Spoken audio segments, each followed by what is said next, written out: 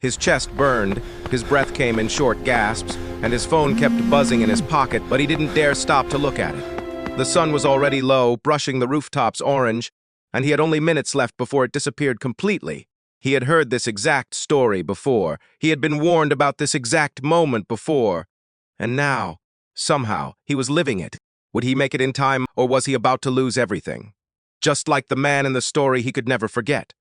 To understand why this moment mattered so much, we have to go back. Back to the boy who never thought time could run out. 032 once. In a small town, there lived a young man named Hamza. He was bright, capable, and full of potential, but he had one weakness. Ever since he was a child, he always delayed his work. Homework left until the last night, lessons left unread, revision pushed off until the morning of the exam. There is still time, he would tell himself. I'll do it later. His parents would remind him gently, son, the time you waste today will never return to you. But Hamza would smile, nod, and forget their words within minutes. He moved to the city to study, hoping a new place would change him, but old habits followed him like a shadow. His books stayed closed, while his phone stayed open. Assignments piled up until the night before they were due, and when exam season came, he found himself copying notes from friends, instead of truly understanding the lessons. His days were spent scrolling through his phone, chasing comfort instead of purpose while deep inside. A quiet voice kept asking him, Hamza, what are you actually building for your future? In that same city lived an old man, known for his wisdom and his closeness to faith. People said he had spent his whole life in remembrance of Allah, and that his words carried a strange kind of peace. One evening, after Maghrib prayer, Hamza decided to visit him at the masjid, hoping to find some direction in his confusion. He found the old man sitting quietly in a corner of the masjid, eyes closed, lips moving silently in Daikor. Hamza waited respectfully, then said, Assalamu alaikum. I need your help. I keep falling behind in my studies in my life. My friends move ahead, and I always stay behind. I don't know what's wrong with me. The old man opened his eyes, smiled with a kindness that felt almost healing, and said, Wa alaikum assalam, my son. You're not falling behind because you lack ability. You're falling behind because you keep postponing what Allah has placed in front of you today. Your books, your prayers, your duties. Let me tell you a story, and inshallah, you will understand the true worth of time. There was once a king, the old man began, known across the land for his generosity and his love for his people. One day, he came across a poor man, a man with no money, no job, and no respect in society.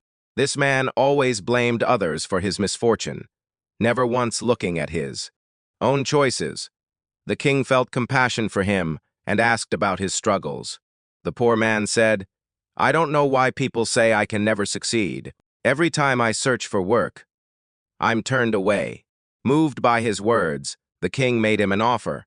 Before the sun sets today, come to my palace. Take as much gold and silver as you can carry. All of it will be yours. The man could hardly believe his fortune. He ran home and told his wife, who rejoiced and urged him, Go now, hurry, before the chance slips away. But the man said, I'm hungry. Let me eat first. So she prepared a meal, and he ate slowly, telling himself, There is plenty of time. I'll go after I eat. After eating, drowsiness crept over him. I'll rest for just a moment, he thought. Then I'll leave. But that moment turned into 2 long hours of sleep. When he woke, panic struck him. Time was slipping away. He grabbed his bags and rushed toward the palace. Along the way, the sun burned fiercely above him. Exhausted, he saw a shaded tree and thought, just a short rest, then I'll continue. But the cool breeze beneath that tree pulled him into sleep, once again this time for 4 hours. When he finally opened his eyes, the sky had turned orange. The sun was already setting. He ran with everything he had, his heart pounding, his breath heavy. But when he reached the palace gates, the sun had already disappeared beyond the horizon, and the doors were closed. He stood there, in silence. The weight of his loss crushed him. He had lost the chance of a lifetime, not because the king broke his promise, but because he himself had failed to value the time he was given. The old man paused and looked gently into Hamza's eyes. Hamza sat in silence, his heart heavy, his throat tight. He thought of every prayer he had delayed, every assignment pushed to tomorrow, every page of his book left unread, every moment of guidance he had ignored, thinking he still had time.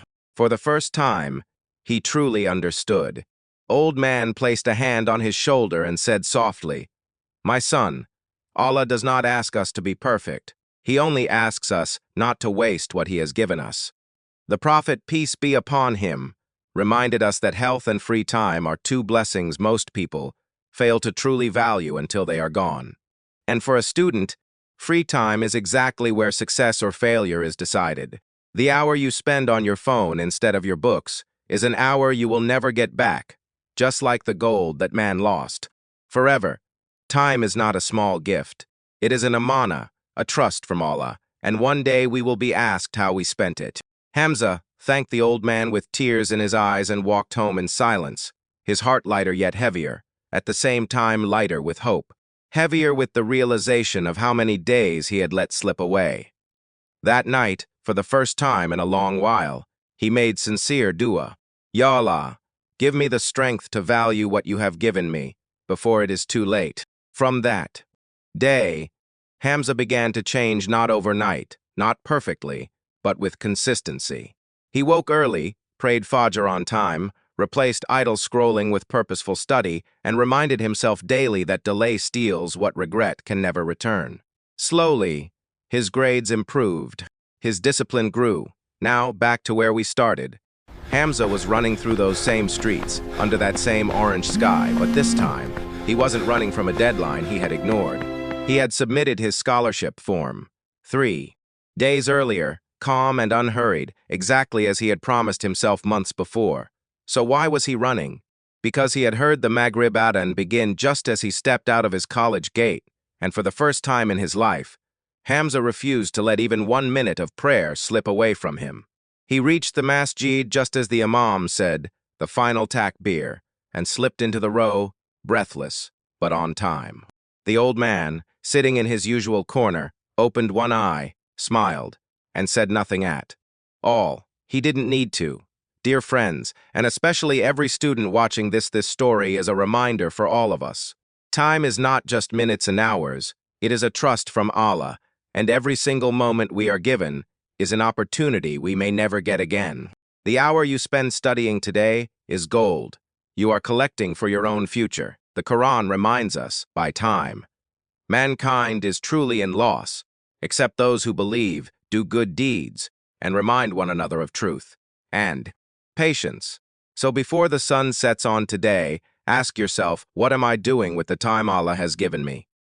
Don't wait for tomorrow to study, to pray, to apologize, to change. Tomorrow is not promised. Pick up your book. Finish your work, begin today, even if it's just one small step. If this story touched your heart, please like this video and share it with someone who needs to hear it, especially a student who keeps saying, "I'll study later." Subscribe to our channel and turn on the bell icon so you never miss a reminder, because sometimes a single story can change someone's entire life.